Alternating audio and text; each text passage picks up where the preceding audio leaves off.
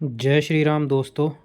ज़रा सोचिए, अगर आपका कोई कीमती सामान गुम जाए, आप क्या करेंगे? आप घबरा जाएंगे, आप पूरे घर को अपने सर पे उठा लेंगे, किसी पर इल्ज़ाम लगाने लगेंगे, बहुत सारा पैनिक करने लगेंगे, जो कि आपको नहीं करना चाहिए। 90% हमारी गलतियों की वजह से वो हमारा कीमती सामान गुम जाता है, फिर हमें कभी नहीं मिलता। इस वीडियो में मैं आपको 10 तरीके बताऊंगा जहां से आप अपना कीमती सामान बहुत आसानी से ढूंढ सकते हैं। पूरा वीडियो को ध्यान से देखिएगा। राम जी, प्रभु श्री राम जो हमारे हैं, वो आपकी गुमी हुई संपत्ति ज़रूर ढूंढने में आपकी मदद करेंगे। बस आप राम का नाम लेकर आप पूरा वीडियो ध्यान से देखिए और लास्ट में आप मुझे बताइएगा कमेंट्स में कि आपको ये तरीके कैसे लगे। एकदम प्रूवन तरीके हैं, हर तरह से प्रूवन तरीके हैं। तो चलिए अपना वीडियो शुरू करते हैं। घर में कोई कीमती सामान गुम जाए तो क्या करें? अब आप देखिए, पहली बात तो यहाँ पर मैंने स्टेप बाय स्टेप आपको लिख कर बताई है कि पहला ही आपका कदम होना चाहिए कि आपको घबराना नहीं है। आपको जो मैं ये 10 कदम बता रहा हूँ, बस वो 10 कदम आपको उठाने हैं। सबसे पहले आपको शांत रहना है।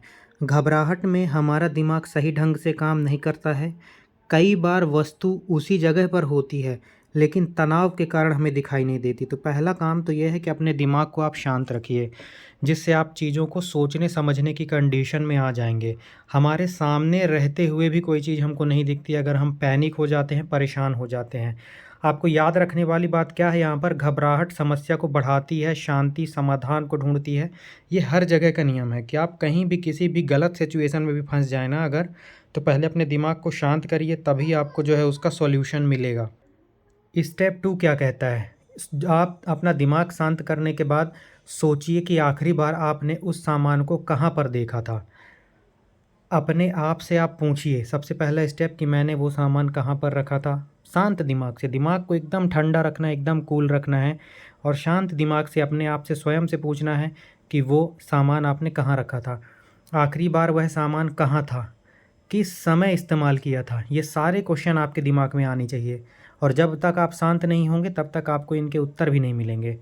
उसके बाद आप कहाँ कहाँ पर गए, आपने कहाँ क्या क्या, आपको अपने आप से पूछना है। आखिरी बार सामान कहाँ था, कहाँ पर आपने इस्तेमाल किया था? शादी, पार्टी, फंक्शन, किसी के घर गए थे, किसी दूसरे रूम में गए थे।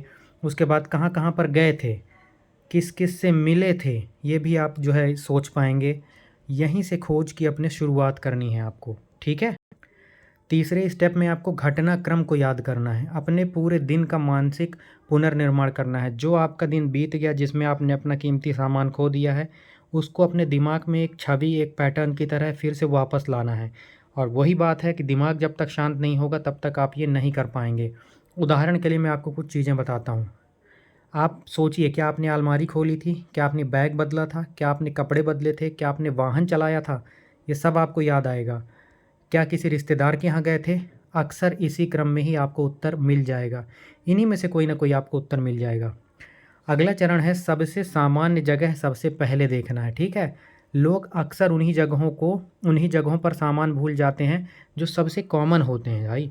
जैसे तकिया के नीचे आप सामान अक्सर भूल जाते हैं, अलमारी में कपड़ों के बीच में, पर्स या दूसरे बैग में, रसोई के किसी डिब्बे के पास, कार या बाइक की डिक्की पर, दराज में, पूजा घर में, फ्रिज के ऊपर, सोफे के नीचे, और कहाँ पर? बिस्तर की चादर में, जो सोफे के बीच अगल बगल जो थोड़े सा गैप रहता है उसमें।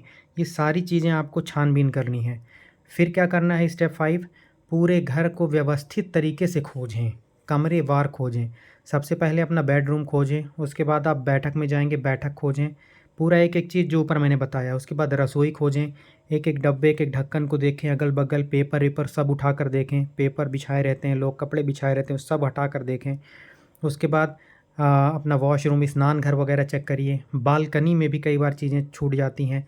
और स्टोर रूम में सबसे लास्ट में जाकर देखिए, यहाँ पर तो डेफ़िनेटली आपको मिल जाएगा।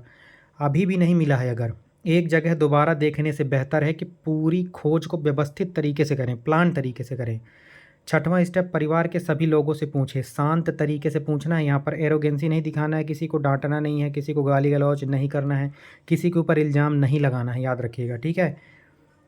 अब आपको पूछना क्या है? क्या किसी ने सामान सुरक्षित रख दिया है? क्या बच्चे ने कहीं रख दिया? क्या सफाई करते समय जगह बदल गई है? बिना आरोप लगाए बात करना है, जैसा कि मैंने आपको बताया। स्टेप 7 क्या करना है? यदि बाहर खोया हो तो, यदि आपको शक है कि सामान घर के बाहर खोया है, तब क्या करें? तो जिस स्थान पर गए थे वहाँ पर संपर्क करें। वाहन की अच्छी तरह से जांच करें। यदि मोबाइल है तो ट्रैकिंग का उपयोग करें।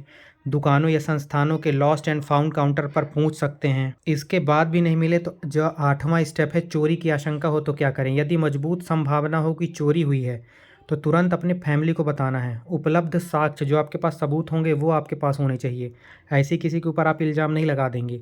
आवश्यकता होने पर पुलिस में शिकायत दर्ज करवाना है। कीमती गहने, नकदी या महत्वपूर्ण दस्तावेज के मामले में देर बिल्कुल नहीं करनी है, ठीक है? भविष्य में ऐसी समस्या से बचने के लिए कौन-कौन सी आदत आपको अपनानी चाहिए वो भी मैं आपको बताऊँगा। हर वस्तु का निश्चित स्थान, जगह तय करें, जहाँ से उठाएँ वहीं पर सामान रखें। उपयोग के बाद वहीं रख दें। कीमती सामान की फ़ोटो ज़रूर रखें। बिल को सुरक्षित रखें। महत्वपूर्ण दस्तावेज स्कैन करके भी आप अपने पास फ़ोन में रख सकते हैं। स्टेप 10, यदि फिर भी ना मिले तो क्या करें? हम हर खोज तुरंत सफल नहीं होती है। कभी-कभी वस्तु कई दिन बाद उसी घर में मिल जाती है।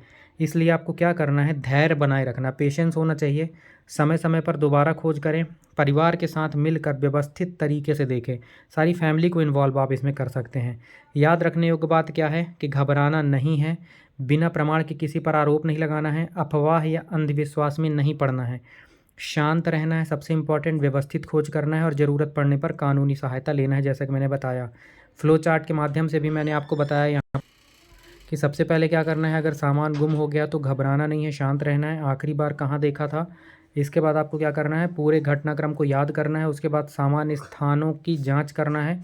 उसके बाद कमरे बार व्यवस्थित खोज करें। परिवार के लोगों से पूछें। बाहर खोया है तो वहाँ पर संपर्क करें। चोरी की आशंका है तो पुलिस में शिकायत दर्ज करें। भविष्य के लिए सावधानी भी मैंने बताया, और धैर्य रखें और फिर से खोजें, ठीक है? इस वीडियो का संदेश ये कहता है कि कीमती सामान गुम होने पर घबराएं नहीं। सही प्रक्रिया को अपनाने से आपको चीज़ें मिल जाती हैं। अधिकांश समस्याओं का समाधान शांत दिमाग और व्यवस्थित खोज से ही मिलता है, याद रखिएगा। तो आप ये बताइएगा, मैंने आपको जो स्टेप्स बताए हैं उससे आपको क्या फ़ायदा मिला है? अगर मिला है और आपको ये वीडियो अच्छा लगा है, कंटेंट अच्छा लगा है, तो वीडियो को प्यारा सा लाइक और चैनल को सब्सक्राइब करके हमें सपोर्ट ज़रूर करिएगा। मिलते हैं ऐसे अगले वैल्यूएबल जो है कंटेंट के साथ। तब तक के लिए जय हिंद, जय भारत।